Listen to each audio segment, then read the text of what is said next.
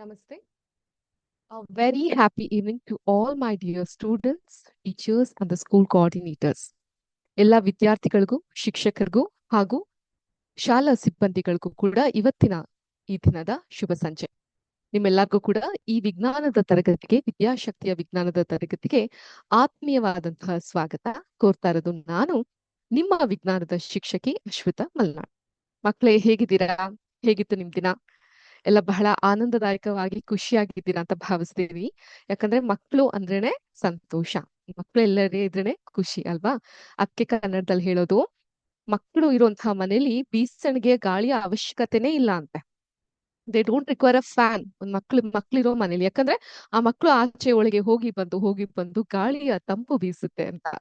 So ಅಂತ ಸುಂದರವಾದಂತಹ ಮಕ್ಳ ಜೊತೆ ಈ ಸಂಜೆನ ಕಳೀಲಿಕ್ಕೆ ನಮ್ಗೂ ಕೂಡ ಬಹಳ ಸಂತೋಷ ಆಗ್ತಾ ಇದೆ. ಅಂಡ್ ನಿಮ್ಮೆಲ್ಲರಿಗೂ ಕೂಡ ಇವತ್ತಿನ ವಿಜ್ಞಾನದ ಸೆಷನ್ ಅಲ್ಲಿ ಬಹಳ ಕೌತುಕದಾಯಕವಾದಂತಹ ವಿಷಯಗಳನ್ನ ನಾವು ನಿಮ್ಗೆ ಶೇರ್ ಮಾಡ್ತೀವಿ. Okay, very interesting and factual topics we will be sharing with you. And fourth class ನ ಒಂದು ಚಿಕ್ಕ ರೀಕ್ಯಾಪ್ ಮಾಡೋದಾದ್ರೆ, ಈ ಟಿವಿ ಸೀರಿಯಲ್ಸ್ ಗಳೆಲ್ಲ ರೀಕ್ಯಾಪ್ ಆಗುತ್ತೆ ಗೊತ್ತಲ್ಲ. ನೆಕ್ಸ್ಟ್ ಹಿಂದಿನ ಸಂಚಿಕೆಯಲ್ಲಿ ಏನ್ ನಡೆಯುತ್ತೆ, ಮುಂದಿನ ಸಂಚಿಕೆಯಲ್ಲಿ ಏನ್ ನಡಿಬಹುದು ಎಲ್ಲ ಇರುತ್ತಲ್ಲ. ಅದೇ ತರ ನಮ್ಮ ವಿಜ್ಞಾನದ ಸೆಷನ್ ಅಲ್ಲಿ ಫೋರ್ತ್ ಕ್ಲಾಸ್ ನಲ್ಲಿ ನಾವ್ ಏನ್ರ ಬಗ್ಗೆ ಮಾತಾಡಿದ್ವಿ, what did we speak? Ma'am, ನೀವು ಸುಮಾರಷ್ಟು ಕ್ವೆಶನ್ಸ್ ಗಳನ್ನ ಕೇಳಿದ್ವಿ, ಪಟ್ ಅಂತ ಕ್ವೆಶನ್ ಕೇಳ್ತಾ ಇದ್ರಿ, ನಾವು ಕೂಡ ಆನ್ಸರ್ ಮಾಡ್ತಾ ಹೋಗ್ತಾ ಇದ್ವಿ ಅಂತ ಹೇಳಿದ್ವಿ. ಓಕೆ, ಅದನ್ ಬಿಟ್ಟು ಇನ್ನೇನ್ ಮಾಡಿದ್ವಿ, ನಾನೇನೋ ಒಂದು ಟಾಸ್ಕ್ ಕೊಟ್ಟಿರೋ ನೆನ್ಪಿತ್ತಪ್ಪ ನಿಮ್ಗೆ. ಹೋದ್ ಸೆಷನ್ ಅಲ್ಲಿ ಏನೋ ಒಂದು ಟಾಸ್ಕ್, ಒಂದು ಅಸೈನ್ಮೆಂಟ್ ಕೊಟ್ಟಿದ್ದೆ. And you please make a note of it. In science session every day you'll be having a task. Whenever we have the session you'll be having a homework. ಅರ್ಥ ಆಯ್ತಾ? ನಿಮ್ಮೆಲ್ಲರಿಗೂ ಒಂದು ಪಾಠ ಬರೆಯೋಕೆ ನಾನು ಕೊಡ್ತೀನಿ. ವಿಷಯಗಳ ಒಂದು ಬಗ್ಗೆ ತಿಳ್ಕೊಳ್ಲಿಕ್ಕೆ ನಾನು ಏನಾದ್ರೂ ಒಂದು ಟಾಸ್ಕ್ ಅನ್ನ ಕೊಡ್ತಾನೆ ಹೋಗ್ತೀನಿ. ಹಾಗಿದ್ರೆ ಹೋದ್ ಕ್ಲಾಸ್ ನಲ್ಲಿ ಏನ್ ಟಾಸ್ಕ್ ಇತ್ತು? ಓಕೆ, ಅದ್ರ ಬಗ್ಗೆ ಮಾತಾಡೋಣ. But on a very positive note, ಇವತ್ತಿನ ಸೆಷನ್ ಅನ್ನ ನಾವು ಒಂದು ಬ್ಯೂಟಿಫುಲ್ ಆಗಿರುವಂತಹ ಮೋಟಿವೇಶನ್ ಕೋಟ್ ಗಳ ಜೊತೆ ಶುರು ಮಾಡೋಣ. ನಮ್ಗೆ ಅದು ಮೋಟಿವೇಶನಲ್ ಕೋಟ್ ಅಂದ್ರೆ ಏನು? ನಮ್ಗೆ ಸ್ಫೂರ್ತಿದಾಯಕವಾಗಿರುವಂತಹ ಮಾತುಗಳು. ಅಂತಹ ಒಂದು ಉತ್ತಮವಾಗಿರುವಂತಹ ಸ್ಫೂರ್ತಿದಾಯಕ ಮಾತಿನ ಜೊತೆಗೆ ನಾವು ನಮ್ಮ ಇವತ್ತಿನ ಸೆಷನ್ ಅನ್ನ ಸ್ಟಾರ್ಟ್ ಮಾಡೋಣ. ಸೊ ಹಾಗಿದ್ರೆ ನೀವೆಲ್ಲ ರೆಡಿನಾ? ನನ್ನ ಸ್ಕ್ರೀನ್ ನ ಶೇರ್ ಮಾಡಬಹುದಾ? Yes, okay. ನಮ್ಮ ಸ್ಕ್ರೀನ್ ನ ಶೇರ್ ಮಾಡ್ತಾ ಇದ್ದೀನಿ. ಹೀಗಿದೆ ನಮ್ಮ screen. Okay, let me play here. ಏನ್ ನಡೀತಾ ಇದೆ? ಏನ್ ನೋಡ್ತಾ ಇದ್ದೀರಾ ನೀವಿಲ್ಲಿ? ನಿಮ್ ತರಾನೇ ಪುಟ್ಟ ಮಕ್ಕಳು ಶಾಲೆಯಲ್ಲಿ ಏನೋ ಪಾಠನ ಕಲಿತಾ ಇದಾರೆ. ಬಹುಶಃ ತುಂಬಾ ಚಿಕ್ಕ ಮಕ್ಕಳಲ್ವಾ? ಅಂಗನವಾಡಿಲಿ ಪಾಠವನ್ನ ಕಲಿತಾ ಇದ್ದಾರೆ. ಏನ್ ಅರ್ಥ ಆಗುತ್ತೆ ಇದರಿಂದ ನಮ್ಗೆ? ಒಂದು ಸುಂದರವಾದಂತಹ ವಿಷಯ, ತಾರ್ಕಿಕವಾದಂತಹ ವಿಷಯ ಗೊತ್ತಾಗುತ್ತೆ. ಏನಿದು? ಎಲ್ಲ ಒಟ್ಟಿಗೆ ಹೇಳ್ತೀರಾ? ಶಿಕ್ಷಣವಿಲ್ಲದವನು ಕಣ್ಣಿದ್ದು ಕುರುಡನಿದ್ದಂತೆ. ಏನ್ ಹಾಗಂದ್ರೆ? ಶಿಕ್ಷಣ ಅಂತ ಹೇಳಿದ್ರೆ ಏನು? ಶಿಕ್ಷಣ ಅಂತ ಹೇಳಿದ್ರೆ ಏನು? ಎಜುಕೇಶನ್ ಅಲ್ವಾ? ಎಜುಕೇಶನ್ ಅನ್ನೋದು ಬಹಳ ಇಂಪಾರ್ಟೆಂಟ್ ಅನ್ನೋದ್ರ ಬಗ್ಗೆ ನಮ್ಗೆ ಗೊತ್ತಿದೆ. ಶಿಕ್ಷಣ ಇಲ್ದೇ ಇರೋನು ಕಣ್ಣಿದ್ದು ಕುರುಡ ಇದ್ದಂತೆ ಅನ್ನುವಂತಹ ಮಾತಿನ ಒಬ್ಬ ವ್ಯಕ್ತಿಗೆ ದೈಹಿಕವಾಗಿ ಕಣ್ಣುಗಳಿದ್ರು ಶಿಕ್ಷಣದ ಕೊರತೆಯಿಂದ ಜೀವನದ ಸತ್ಯವನ್ನ ಅವನು ಅತ್ಕೊಳ್ಲಿಕ್ಕೆ ಸಾಧ್ಯ ಆಗೋಲ್ಲ. ಇಲ್ಲಿ ಕುರುಡ ಅಂತ ಹೇಳಿದ್ರೆ ನಿಜವಾಗ್ಲೂ ಕುರುಡ, ಅವನ್ಗೆ ಬ್ಲೈಂಡ್, ಕಣ್ ಕಾಣಿಸ್ತಾ ಇಲ್ಲ ಅಥವಾ ಅಂಧತ್ವದಲ್ಲಿದ್ದಾನೆ ಅಂತ ಅರ್ಥ ಅಲ್ಲ. ಅದು ಅಜ್ಞಾನವನ್ನ ಸೂಚಿಸುತ್ತೆ. ನಾಲೆಜ್ ಇಸ್ ಲೈಟ್ ಅನ್ನೋ ಮಾತನ್ನ ಕೇಳಿದ್ದೀರಾ? ಹಾ, ಲೈಟ್ ಅಂದ್ರೆ ಯಾವ ಲೈಟ್? ತುಂಬಾ ಹಗುರವಾಗಿರೋದಾ? ಇಲ್ಲ, LIGHT, ಲೈಟ್, ಬೆಳಕು, ಜ್ಞಾನದ ಬೆಳಕು ಅಂತೀವಲ್ಲ ಹಾಗೆ. ಆದ್ರಿಂದ ಕಣ್ಣುಗಳಿಂದ ನಾವು ಹೊರಗಿನ ಜಗತ್ತನ್ನ ನೋಡಬಹುದು, ಆದ್ರೆ ಶಿಕ್ಷಣದಿಂದ ಮಾತ್ರ ನಾವು ಜೀವನವನ್ನ ಅರ್ಥ ಮಾಡ್ಕೊಳ್ಲಿಕ್ಕೆ ಸಾಧ್ಯವಾಗುತ್ತೆ. ಆದ್ರಿಂದ ಶಿಕ್ಷಣವು ಮನುಷ್ಯನಿಗೆ ಒಳ್ಳೇದು ಮತ್ತು ಕೆಟ್ಟದನ್ನ ಗುರುತಿಸುವಂತಹ ವಿವೇಕವನ್ನ ನೀಡುತ್ತೆ. ಸರಿಯಾದಂತಹ ನಿರ್ಧಾರ ತೆಗೆದುಕೊಳ್ಳುವಂತಹ ಸಾಮರ್ಥ್ಯವನ್ನ ಬೆಳೆಸುತ್ತೆ. ಸಮಾಜದಲ್ಲಿ ಗೌರವದಿಂದ ಬದುಕಲು ಸಹಾಯ ಮಾಡುತ್ತೆ. ನಾವೆಷ್ಟೋ ಜನ ಹೇಳಿರೋದ್ ಕೇಳಿಸ್ಕೊಂಡ್ಬಿಟ್ಟಿದೀನಪ್ಪ, ನಾವ್ ಏನಕ್ಕೆ ಓದ್ಬೇಕು, ನಾವ್ ಏನ್ ಮಾಡ್ಬೇಕು ಅನ್ನೋ ಮಾತುಗಳನ್ನೆಲ್ಲ ನಾವ್ ಕೇಳಿದೀವಲ್ವಾ. ಈಗ ಓದೋದ್ರಿಂದ ನಮ್ಗೆ ಬಹಳಷ್ಟು ಗೌರವ ಅನ್ನೋದು ಸಿಗ್ತಾ ಹೋಗುತ್ತೆ. ಸೊ ಆದ್ರಿಂದ ವಿದ್ಯೆ ಅನ್ನೋದು ಬಹಳ ಮುಖ್ಯ. ನಮ್ಮಲ್ಲಿ ವಿನಯವನ್ನ ಕೂಡ ಅದು ತಂದು ನೀಡುತ್ತೆ. ಆತ್ಮವಿಶ್ವಾಸ, ಸ್ವಾವಲಂಬನೆ ಇವೆಲ್ಲವನ್ನ ಹೆಚ್ಚಿಸ್ತಾ ಹೋಗುತ್ತೆ. ಆದ್ರಿಂದ ಶಿಕ್ಷಣ ಬಹಳ ಮುಖ್ಯ. ಶಿಕ್ಷಣ ಇಲ್ದಿರೋಂತ ವ್ಯಕ್ತಿ ಕಣ್ಣುಗಳಿದ್ರು ಜೀವನದ ನಿಜವಾದ ದಾರಿಯನ್ನ ಕಾಣದಂತೆ ಇರೋನು ಅನ್ನೋದು ಈ ಒಂದು ವಾಕ್ಯದಲ್ಲಿ ತಿಳಿ ಹೇಳುತ್ತೆ. ಇದು ಸರಿನಾ ತಪ್ಪಾ? ಸರಿನಾ ತಪ್ಪಾ? ಸರಿ ಅಂತ ನೀವೆಲ್ಲ ಒಪ್ಕೊಂತೀರಾ ಅಲ್ವಾ? ಆದ್ರಿಂದ ನೀವೆಲ್ಲರೂ ಪ್ರತಿದಿನ ಸ್ಕೂಲಿಗೆ ಹೋಗ್ಬೇಕು. ಓಕೆ, ಈಗ ಮೇಡಮ್ ಇದನ್ನೇ ಇಂಗ್ಲಿಷ್ ನಲ್ಲಿ ಹೇಳ್ತೀರಾ ಅನ್ನೋರಿದ್ರೆ ನೋಡಿ, a person without education is like someone who has ice but still blind because they fail to distinguish between right and wrong. Okay, they'll miss opportunities, they lack respect in the society, and they have to struggle a lot.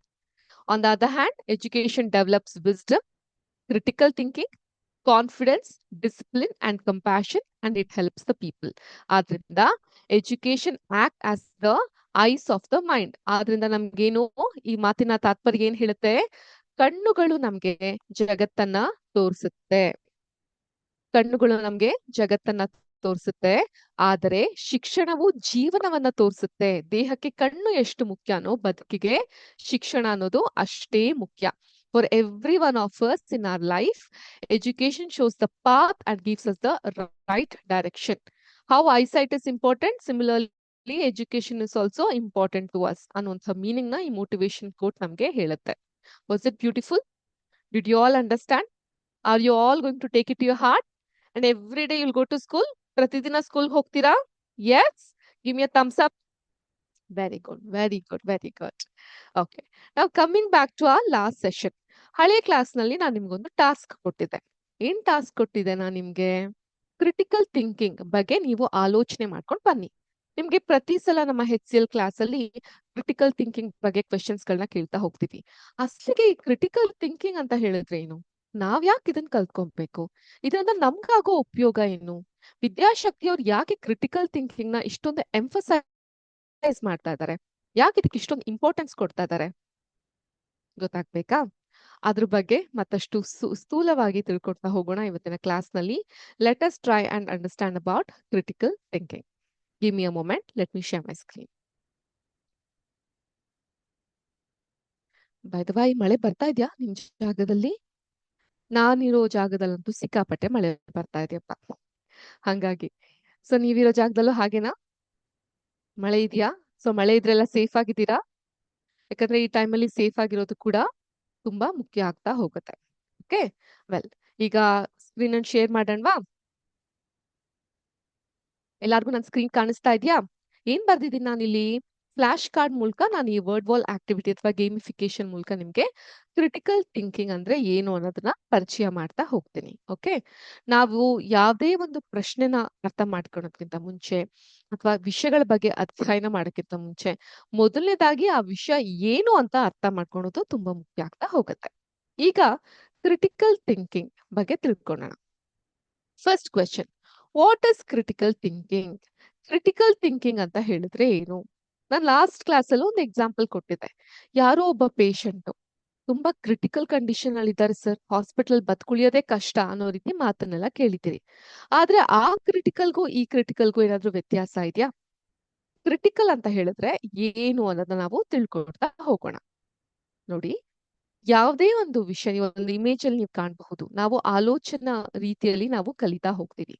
So critical thinking ಅಂತ ಹೇಳಿದ್ರೆ ಯಾರೋ ಹೇಳಿದ ತಕ್ಷಣ ಅಥವಾ ಯಾವುದನ್ನೋ ನೋಡಿದ ತಕ್ಷಣ ಅದನ್ನ ಹಾಗೆ ನಂಬಿ ಬಿಡೋದಲ್ಲ. ಇದು ನಿಜಾನಾ?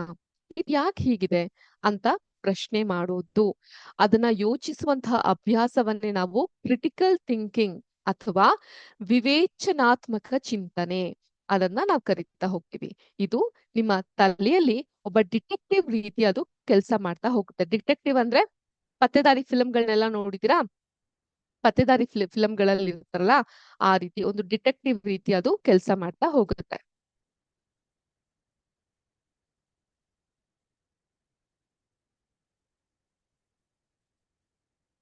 ಓಕೆ, ನಾನು ನನ್ನ ಸ್ಕ್ರೀನ್ ಅನ್ನ ಶೇರ್ ಮಾಡದ್ಬಿಟ್ಟು ಐಲ್ ರೈಟ್ ಇಟ್. ನೀವು ಕೂಡ ಬರ್ಕೊಳ್ಬಹುದು ಇದನ್ನ.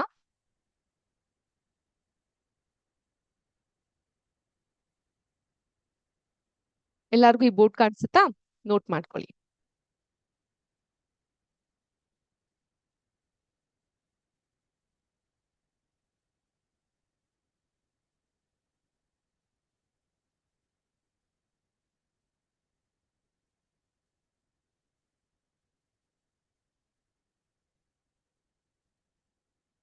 ಕ್ರಿಟಿಕಲ್ ಥಿಂಕಿಂಗ್ ಅಂತ ಹೇಳಿದ್ರೆ ವಿವೇಚನಾತ್ಮಕ ಚಿಂತನೆ. ಕನ್ನಡದಲ್ಲಿ ಇದನ್ನ ವಿವೇಚನಾತ್ಮಕ ಚಿಂತನೆ ಅಂತ ಕರಿತೀವಿ.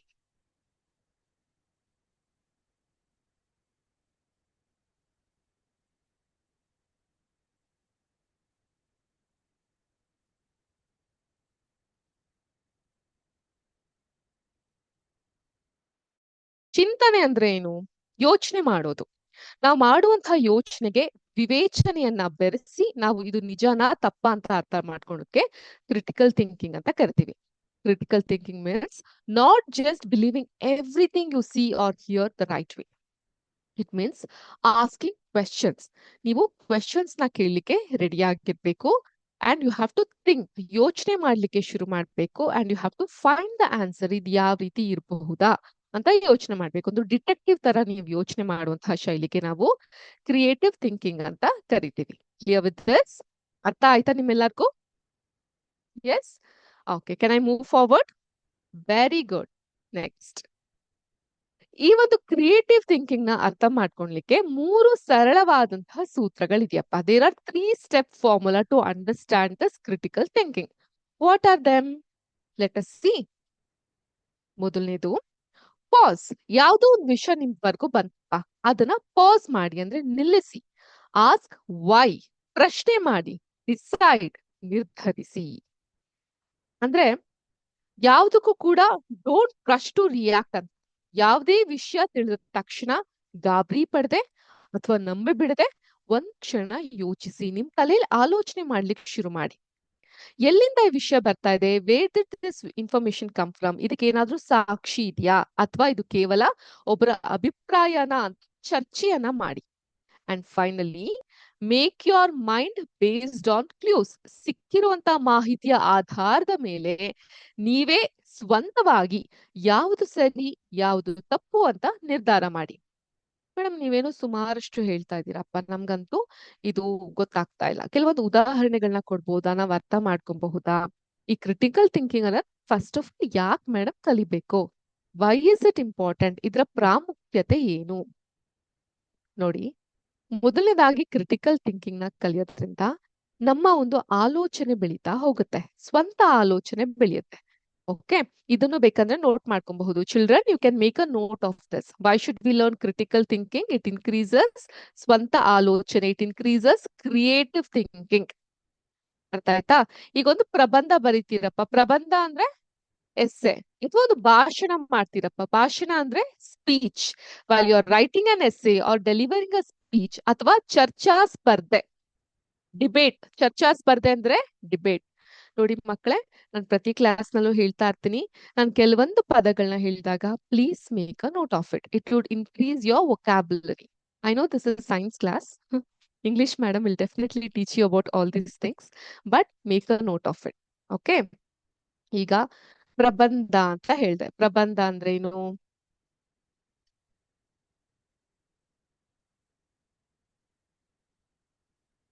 ಎಸ್ಸೆ. ಎಸ್ಸೆ ರೈಟಿಂಗ್ ಅಲ್ವಾ?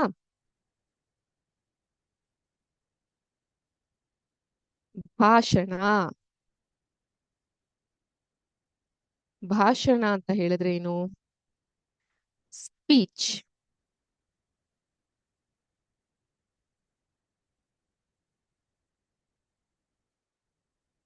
ಚರ್ಚೆ ಮಾಡೋದು, ಚರ್ಚಿಸು. ಚರ್ಚೆ ಅಂದ್ರೆ ಏನು?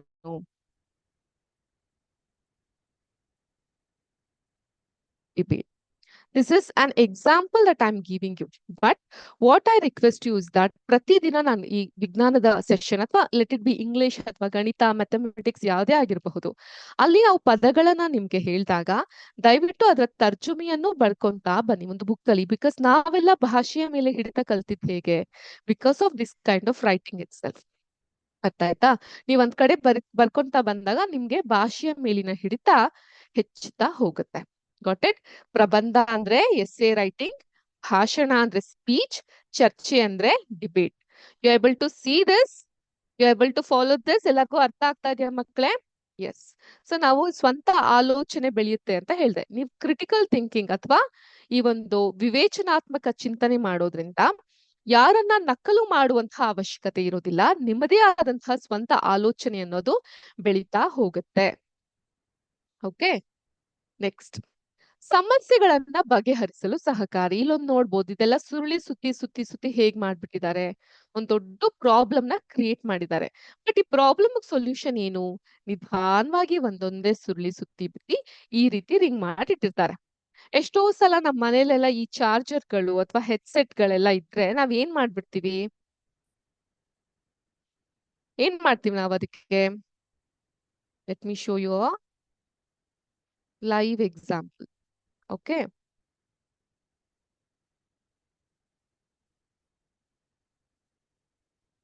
ಇದ್ರ ಚಾರ್ಜರ್ ವೈರ್ ಅಲ್ಲಿದ್ರೆ ಹಿಂಗ್ ಸುಳ್ಳಿ ಸುತ್ಬಿಟ್ಟು ಹಿಂಗ್ ಇಟ್ಬಿಟ್ಟಿರ್ತೀವಿ ನಾವು. ನಮ್ಗೂ ಅದಕ್ಕೂ ಸಂಬಂಧ ಇಲ್ಲ, ಎಲ್ಲೋ ಹಿಂಗ್ ಬಿಸಾಕ್ಬಿಟ್ಟಿರ್ತೀವಿ. ಇನ್ನೊಂದ್ಸಲ ತೆಗಿಬೇಕಂದ್ರೆ ಇದನ್ನ ಬಿಡಿಸ್ಕೊಳೋದು ಬಹಳ ಕಷ್ಟ ಆಗತ್ತೆ. ಅದೇ ನಾವ್ ನೀಟಾಗಿದ್ದೀನ ಒಂದು ಪಾಯಿಂಟ್ ಅಲ್ಲಿ ಹೀಗೆ ಇಟ್ಕೊಂಡು, ಕಾಣಿಸುತ್ತಾ? ಹೀಗೆ ಕೈ ಬೆರಳಲ್ಲಿ ಹಾಕಿ ಈ ರೀತಿ ಸುತ್ತಿ ಹೀಗೆ ಒಂದು ಗಂಟನ್ ತರ ಕಟ್ಟಿ ಇಟ್ಟಾಗ ಅದ್ ಹೇಗಿರುತ್ತೆ? ನೀಟಾಗಿ ಇರುತ್ತೆ. ನೆಕ್ಸ್ಟ್ ಟೈಮ್ ನಮ್ಗೆ ಈಸಿಯಾಗಿ ಸಿಗುತ್ತೆ ಅಲ್ವಾ? This is also using your brain itself. ನಿಮ್ಮ ಒಂದು ಬ್ರೈನ್ ಅನ್ನ ಯೂಸ್ ಮಾಡ್ಕೊಂಡು ಯೋಚನೆ ಮಾಡೋದು ಇದು ಕೂಡ. ಓಕೆ, ವೆಲ್, ಸೊ ಆದ್ರಿಂದ ಯಾವುದೇ ಒಂದು ಸಮಸ್ಯೆಯನ್ನ ಬಗೆಹರಿಸಲು ಕೂಡ ನಾವು ಇದನ್ನ ಬಳಸ್ತಾ ಹೋಗಬಹುದು.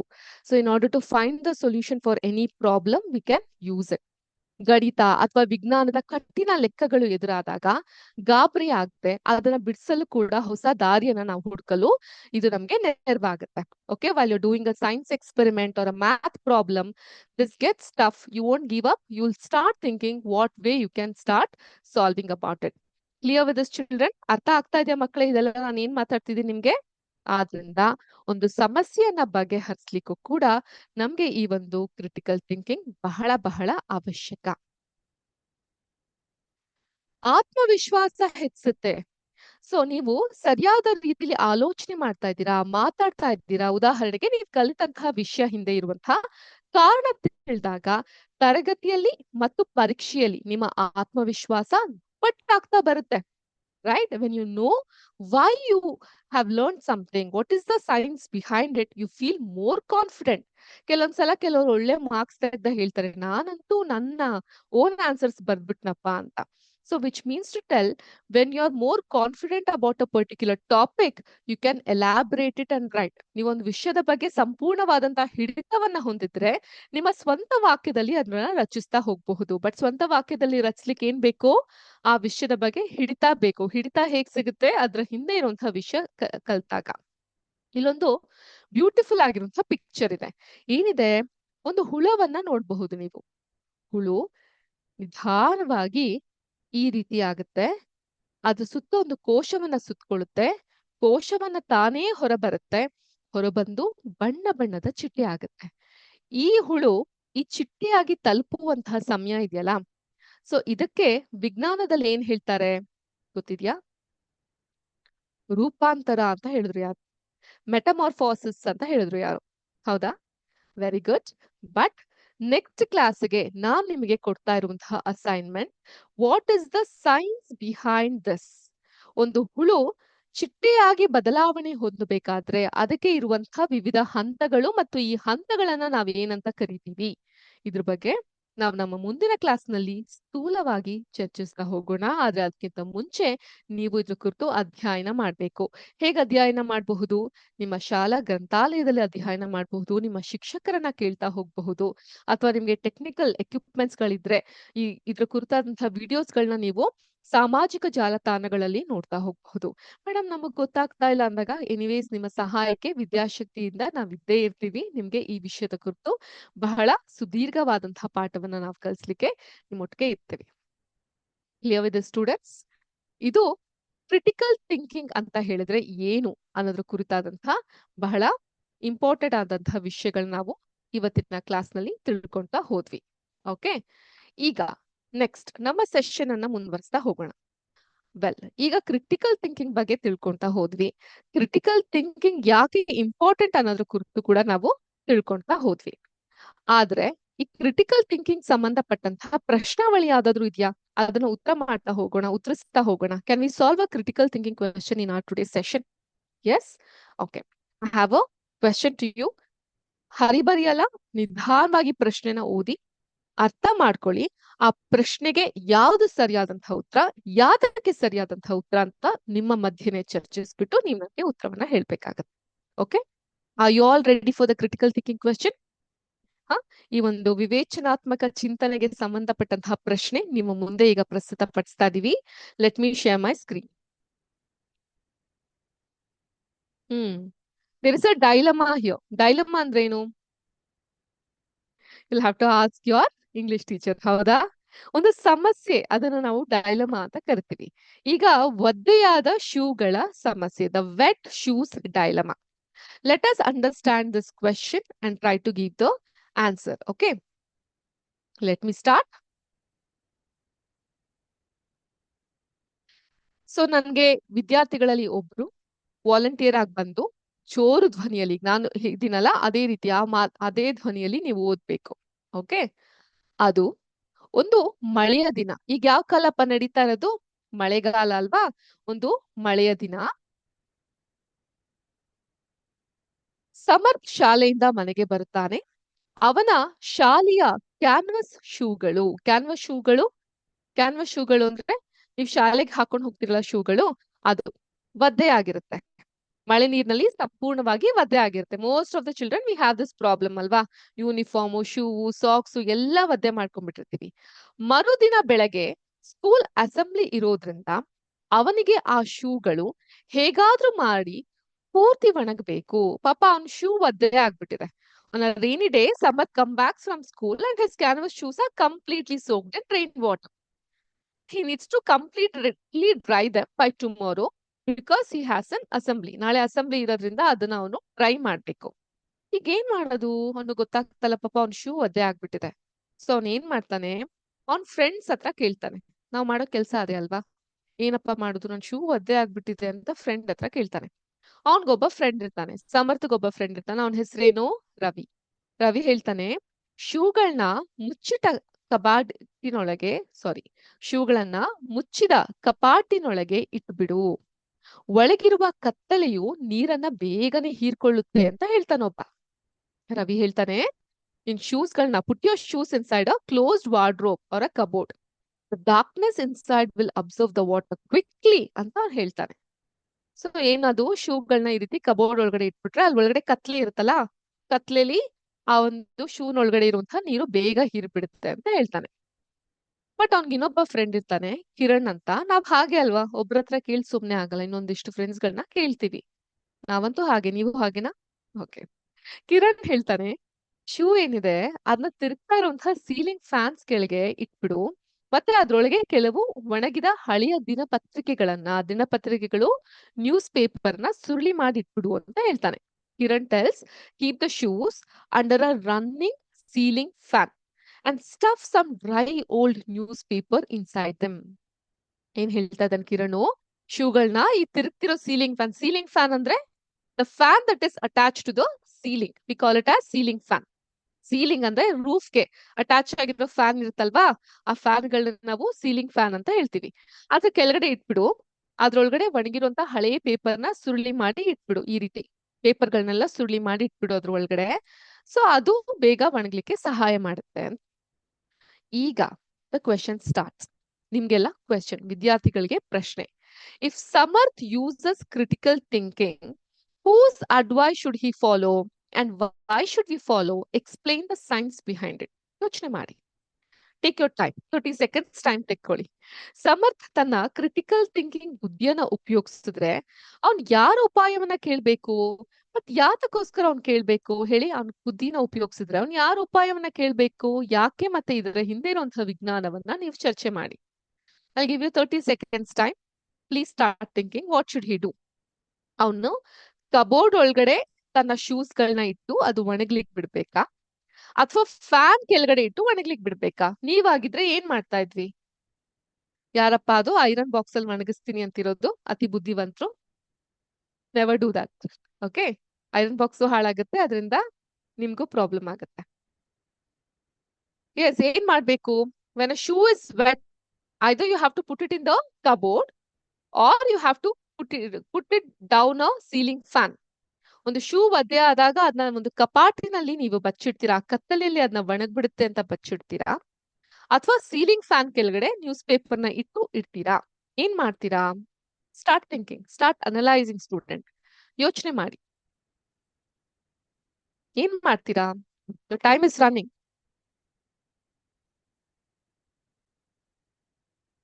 ನಾರ್ಮಲ್ ಆಗಿ ನಾವ್ ಏನ್ ಮಾಡ್ತೀವಿ, some students will think Ravi advice is best. ಯಾರಾದ್ರೂ ಫ್ಯಾನ್ ಕೆಳಗಡೆ ಇಡ್ತಾರಾ? ಕಬೋರ್ಡ್ ಅಲ್ಲಿ ಇಡೋದೇ ಸೇಫ್ ಅಲ್ವಾ, ಹಂಗೆ ಮಾಡ್ಕೊಂಡ್ಬಿಡುತ್ತೆ ಅಲ್ವಾ. ಅವ್ನ್ ಏನ್ ಹೇಳ್ತಾನೆ, ಕರೆಕ್ಟ್, ಕಪಾಟಿನ ಒಳಗಡೆ ಇಡೋದೇ ಬೆಸ್ಟ್, ಅದು ಸುರಕ್ಷಿತವಾಗೂ ಇರುತ್ತೆ ಅಂಡ್ ಅದು ಒಣಗ್ ಬಿಡುತ್ತೆ ಅಂತ ಎಷ್ಟೋ ಜನ ಅನ್ಕೊಂತಾರೆ. ಆದ್ರೆ ಬುದ್ಧಿವಂತ ವಿದ್ಯಾರ್ಥಿಗಳು ನೀರು ಹೇಗೆ ಆವಿಯಾಗುತ್ತದೆ ಎಂಬ ವಿಜ್ಞಾನದ ನಿಯಮವನ್ನ ಯೋಚಿಸ್ತಾರೆ. ಸೊ ದೋ ಸ್ಮಾರ್ಟ್ ಸ್ಟೂಡೆಂಟ್ಸ್ ವಿಲ್ ಥಿಂಕ್, ಈ ಕಬೋರ್ಡಿನ ಒಳಗಡೆ ಇಟ್ಟರೆ ನೀರ್ ಆವಿ ಆಗತ್ತಾ? Will it evaporate? How will water actually evaporate and change it state? Do you all have this chapter in your school, states of matter? Tell me, what are the three states of matter? Solid, liquid, gas. ಘನ, ದ್ರವ ಹಾಗೂ ಅನಿಲ. ಈಗ ನೀರು ಘನ ರೂಪದಲ್ಲಿರ್ತಾ, ದ್ರವ ರೂಪದಲ್ಲಿರ್ತಾ, ಅನಿಲ ರೂಪದಲ್ಲಿರ್ತಾ? ದ್ರವ ರೂಪದಲ್ಲಿ ಇರುತ್ತೆ. ಈ ನೀರು ಆವಿ ಆಗೋದು ಹೇಗೆ? ತನ್ನ ಒಂದು ವಿಜ್ಞಾನದ ನಿಯಮದ ಪ್ರಕಾರ ಅದು ತನ್ನ ಒಂದು ಸ್ಥಿತಿಯನ್ನ ಬದಲಾವಣೆ ಆಗೋದು ಹೇಗೆ ಅನ್ನೋದ್ರ ಬಗ್ಗೆ ಯೋಚಿಸ್ತಾರೆ. ಸೊ ಆದ್ರಿಂದ ಸರಿಯಾದಂತಹ ಉತ್ತರ ಏನಿರಬಹುದು ಇದಕ್ಕೆ? ಕಿರಣ್ ಹೇಳಿರುವಂತಹ ಉತ್ತರ ಸರಿಯಾಗಿತ್ತು. Kiran gave the right answer for this particular question. ಯಾಕೆ ಅಂದ್ರೆ ಇಲ್ಲಿ ನಾವು ಗಾಳಿಯ ವೇಗ ಮತ್ತು ಆವಿಯಾಗುವಿಕೆಯ ಬಗ್ಗೆ ತಿಳ್ಕೊಂತಾ ಹೋಗ್ಬೇಕಾಗತ್ತೆ. ಓಕೆ, ಗಾಳಿಯ ವೇಗ ವಿಂಡ್ ಸ್ಪೀಡ್ ಮತ್ತು ಆವಿಯಾಗುವಿಕೆ ಎವಾಪರೇಷನ್, ಇದ್ರ ಬಗ್ಗೆ ನಾವು ತಿಳ್ಕೊಳೋದು ತುಂಬಾ ಮುಖ್ಯ ಆಗ್ತಾ ಹೋಗುತ್ತೆ. Children, you able to follow whatever I am telling? Well, ಯಾಕೆ ಮೇಡಮ್ ಗಾಳಿಯ ವೇಗ ಅನ್ನೋದು ಯಾಕೆ ಮುಖ್ಯ? ಅದು ಆವಿಯಾಗುವಿಕೆಗೆ ಹೇಗೆ ಸಹಾಯ ಮಾಡುತ್ತೆ? ನೋಡಿ, ಫ್ಯಾನಿನಿಂದ ಬರುವಂತಹ ಗಾಳಿ ಏನಿದೆಯಲ್ಲ, ಅದು ಬೇಗನೆ ಆವಿಯಾಗಲು ಸಹಾಯ ಮಾಡುತ್ತೆ. ಆದ್ರೆ ಮುಚ್ಚಿದ ಕಪಾಟಿನಲ್ಲಿ ಗಾಳಿಯ ಚಲನೆ ಇರೋದಿಲ್ಲ, ಹಾಗಾಗಿ ಶೂಗಳು ಒಣಗ್ಲಿಕ್ಕೆ ಸಾಧ್ಯನ ಇಲ್ಲ, ಬದಲಿಗೆ ವಾಸನೆ ಬರ್ಲಿಕ್ಕೆ ಶುರುವಾಗುತ್ತೆ. Okay, so when the air starts moving from the fan, it increases the rate of evaporation. ಆವಿಯಾಗದ್ನ ಅದು ಇನ್ಕ್ರೀಸ್ ಮಾಡ್ತಾ ಹೋಗುತ್ತೆ, ಬೇಗ ಆವಿಯಾಗ್ಲಿಕ್ಕೆ ಸಹಾಯ ಆಗುತ್ತೆ. It carries away the water vapour from the shoes quickly. In a closed cupboard ಯಾವುದೇ ರೀತಿಯಾದಂತಹ ಗಾಳಿಯ ಚಲನೆ ಇರೋದಿಲ್ಲ. There is no air movement, so the moisture will stay trapped, making the shoes smelly. ಅದೊಂದು ರೀತಿ ಕೆಟ್ಟ ವಾಸನೆ ಬರ್ಲಿಕ್ಕೆ ಕೆಲವೊಂದ್ಸಲ ಮೋಲ್ಡಿ ಅಂತ ಹೇಳಿದ್ರೆ ಅದ್ರ ಮೇಲೆ ಬಿಳಿಯಾದಂತಹ ವಸ್ತುಗಳು ಕಾಣ್ತಾ ಹೋಗಬಹುದು. ನಾವು ಚಿಬ್ಬಿ ಹರಿಯೋದು ಅಂತ ಕರಿತೀವಿ ನಾವು ಅದನ್ನ, ಆ ರೀತಿ ಆಗತ್ತೆ. ಆದ್ರಿಂದ ಅದನ್ನ ಫ್ಯಾನ್ ಕೆಳಗಡೆ ನಾವು ಗಾಳಿಗೆ ಹಾರ್ಲಿಕ್ಕೆ ಬಿಡೋದೆ ತುಂಬಾ ಸೂಕ್ಷ್ಮವಾಗಿರೋದು ಅಂಡ್ ತುಂಬಾ ಕರೆಕ್ಟ್ ಆಗಿರುವಂತಹ ವಿಷಯ. ಬಿಕಾಸ್ ಗಾಳಿಯಿಂದ ಏನಾಗುತ್ತೆ, ಆ ನೀರು ಆವಿ ಆಗ್ಲಿರುವಂತಹ ಸ್ಪೀಡ್ ಜಾಸ್ತಿ ಆಗ್ತಾ ಹೋಗುತ್ತೆ.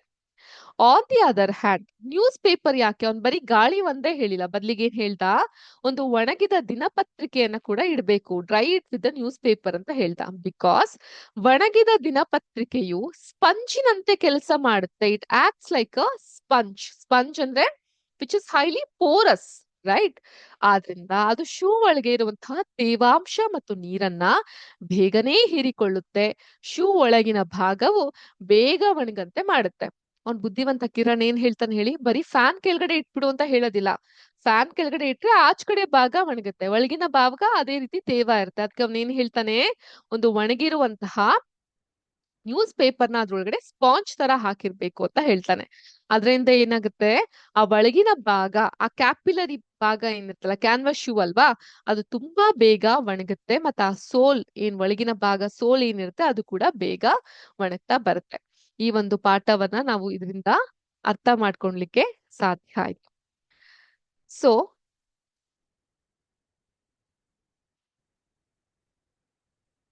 ಇಲ್ಲಿ ನಾವೇನ್ ಅರ್ಥ ಮಾಡ್ಕೊಳ್ಲಿಕ್ಕೆ ಸಾಧ್ಯ ಆಯ್ತು, ಈ ಕ್ರಿಟಿಕಲ್ ಥಿಂಕಿಂಗ್ ಅಥವಾ ವಿವೇಚನಾತ್ಮಕ ಚಿಂತನೆ ಏನಿದೆ, ಅದ್ರಲ್ಲಿ ನಾವು ಕ್ಲಾಸ್ ರೂಮ್ ನಲ್ಲಿ ಕಲಿತಂತಹ ಪಾಠಗಳು ಆವಿಯಾಗುವಿಕೆ ಮತ್ತು ಗಾಳಿ, ರೈಟ್, ಎವಾಪರೇಷನ್ ಅಂಡ್ ಏರ್, ಇದನ್ನ ಕಣ್ಣು ಮುಚ್ಚಿ ಕಂಠಪಾಠ ಮಾಡೋದಲ್ಲ. Simply you should not memorize it. ಅದನ್ನ ನಿಜ ಜೀವನದ ಸಮಸ್ಯೆಗಳನ್ನ ಬಗೆಹರಿಸಲಿಕ್ಕೆ ಬಳಸಬೇಕು.